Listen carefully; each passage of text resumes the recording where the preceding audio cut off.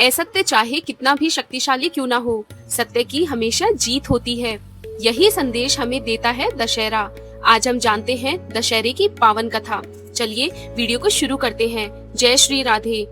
एक बार पार्वती जी ने शिव जी से पूछा कि लोगों में जो दशहरे का त्योहार प्रचलित है, इसका क्या फल है। शिव जी ने बताया कि आश्विन शुक्ल दशमी को सायंकाल में तारा उदय होने के समय विजय नामक काल होता है, जो सब इच्छाओं को पूर्ण करने वाला होता है। शत्रु पर विजय प्राप्त करने की इच्छा करने वाले राजा को इसी समय प्रस्थान करना चाहिए।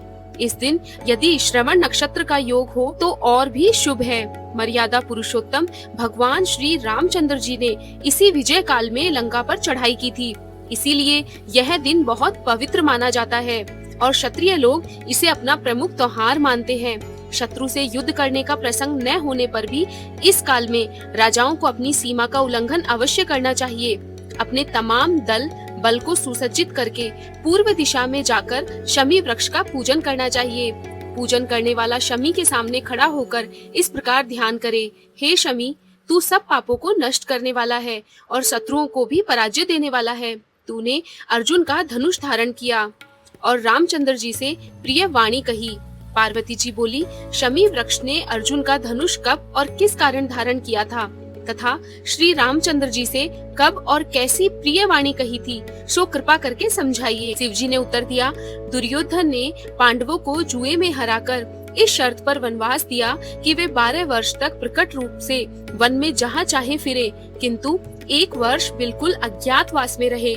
यदि इस वर्ष में उन्हें कोई पहचान लेगा तो उन्हें 12 वर्ष और भी वनवास भोगना पड़ेगा। उस अज्ञातवास के समय अर्जुन अपना धनुष बाण एक शमी वृक्ष पर रखकर राजा विराट के यहाँ वृहनल्ला के वेश में रहे थे। विराट के पुत्र कुमार ने गायों की रक्षा के लिए अर्जुन को अपने साथ लिया और अर्जुन ने शमी के वृक्ष पर से अपने हथियार उठाकर शत्रुओं पर विजय प्राप्त की थी। शमी वृक्ष ने अर्जुन के हथियारों की रक्षा की थी।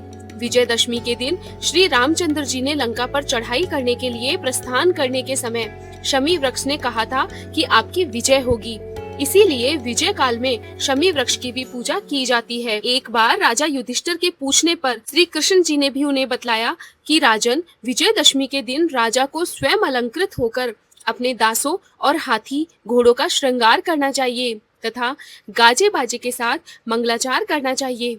उसे उस दिन अपने पुरोहित जी को साथ लेकर पूर्व दिशा में प्रस्थान करके अपनी सीमा से बाहर जाना चाहिए और वहां वास्तु पूजा करके अष्ट दिक्पालों तथा पार्थ देवता की वैदिक मंत्रों से पूजा करनी चाहिए। शत्रु की मूर्ति अथवा पुतला बनाकर उसकी छाती में बाण लगाएं और पुरोहित वेद मंत्रों का उच्चारण करें। ब्राह्मणों की पूजा करके हाथी, घोड़ा, अस्त्र शस्त्रादि का निरीक्षण करना चाहिए।